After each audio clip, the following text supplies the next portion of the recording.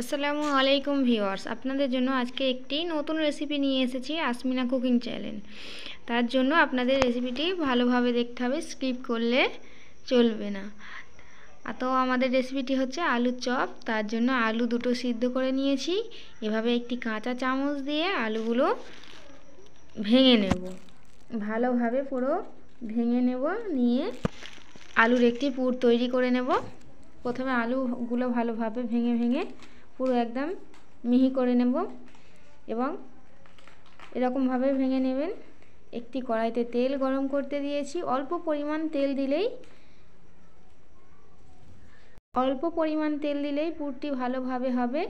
আমি 4-5টা রসুন এভাবে একটু ভাঙা ভাঙা করে রেখেছিলাম, গরম করা তেলে দিয়ে দেব। দিয়ে ভালোভাবে লাল লাল করে ভেজে নেব। এভাবে নাড়িয়ে নাড়িয়ে ভেজে নেবেন। বাড়িতে থাকা উপকরণ দিয়েই খুব সহজে তৈরি করে নিতে পারবেন মুচমুচে আলুর চপ। এবারে চিলি ফ্লেক্স দিয়ে দেবো, আপনারা আপনাদের পরিমাণ মতো দেবেন।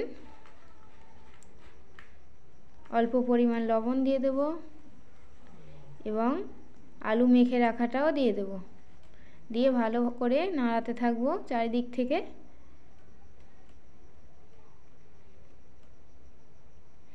এভাবে মশলাটির উপরে মিশিয়ে নিয়ে ভালো করে নাড়াতে থাকবো এবং অল্প পরিমাণ লঙ্কা গুঁড়ো দিয়ে দেব।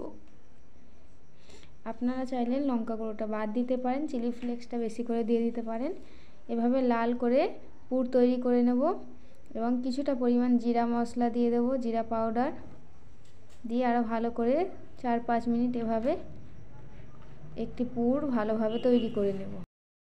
তো আমার পুরটা একদম রেডি। এবারে একটি বেসনের ব্যাটার তৈরি করে নেব। পরিমাণ মতো লবণ গুঁড়ো দিয়ে দিলাম, 1 কাপ বেসন নিয়েছি। হাফ চা চামচের পরিমাণ হলুদ দিয়ে দিলাম। জিরা পাউডার দিয়ে দেবো অল্প পরিমাণ। দিয়ে ভালো করে মিশ্রণটি মিশিয়ে নেব।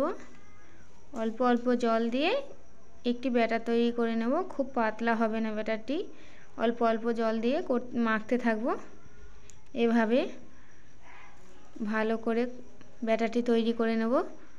তো আমার এবং 1 চিমটি সোডা দিয়ে দেব। বেশি পরিমাণ দিলে তাহলে পাঁপড় ভাজা হয়ে যাবে, তখন আর আলুর চপটি খেতে ভালো লাগবে না।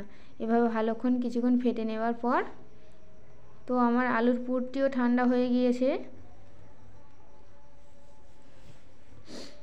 এবারে আলুর পুরটি থেকে অল্প অল্প করে হাতে নিয়ে, তার আগে আপনাদেরকে বলে দিই, একটি পেপারে আমি কিছুটা বেসন ছড়িয়ে রেখেছি। আলুর চপের গোল গোল করে নিয়ে ওখানে রেখে দেবো, যাতে না ওই কাগজের সঙ্গে লেপ্টে যায়। এবারে অল্প অল্প পুর নিয়ে হাতে এরকম গোল গোল শেপ দিয়ে অপর হাতে এরকম রেখে ভালো করে গোল শেপ দিয়ে নেব। দিয়ে বেসন রাখা কাগজের উপরে রেখে দেব। অন্য হাতে অল্প পরিমাণ বেসন দিয়ে নেবেন, নিয়ে এভাবে মাখিয়ে নেবেন, নাহলে হাতে লেগে যেতে পারে, সহজে উঠবে না, ভেঙে যেতে পারে। তো আমার আলুর চপ রেডি হয়ে গিয়েছে। এবারে একটি একটি তুলে ভেজে নেব। একটি তুলে নিয়ে বেসনের ব্যাটারে ডুবিয়ে দেব। তেল গরম করতে দিয়েছিলাম আগে থেকেই, তেলটি ফুল আঁচে গরম করে নিয়ে হালকা আঁচে ভেজে নেব। এভাবে তুলে নিয়ে ধীরে ধীরে ছেড়ে দেব। একটি একটি করে সবকটি আলুর চপ আমি দিয়ে দেব। দিয়ে লাল লাল করে ভেজে নেব।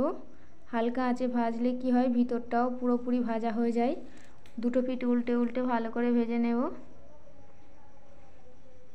কত সুন্দর ভাজা হয়েছে, লাল লাল। তো দেখুন বন্ধুরা, আপনারা বাড়িতে থাকা উপকরণ দিয়ে খুব সহজে তৈরি করে নিতে পারবেন। তো বন্ধুরা, কত সুন্দর দেখতে লাগছে দেখুন। দেখতেও যতটা সুন্দর হয়েছে, খেতেও ততটাই সুন্দর হয়েছে। আপনারা আমার ভিডিওগুলো মনোযোগ দিয়ে শুনবেন। আমার ভিডিও যদি ভালো লেগে থাকে লাইক, কমেন্ট, শেয়ার এবং অবশ্যই করে সাবস্ক্রাইব করে দেবেন এবং কমেন্ট করে জানাবেন আপনাদের কেমন ভিডিও দেব, কেমন ভিডিও করলে আপনারা খুশি হবেন। তো ধন্যবাদ বন্ধুরা, এতক্ষণ আমার ভিডিওটি দেখার জন্য।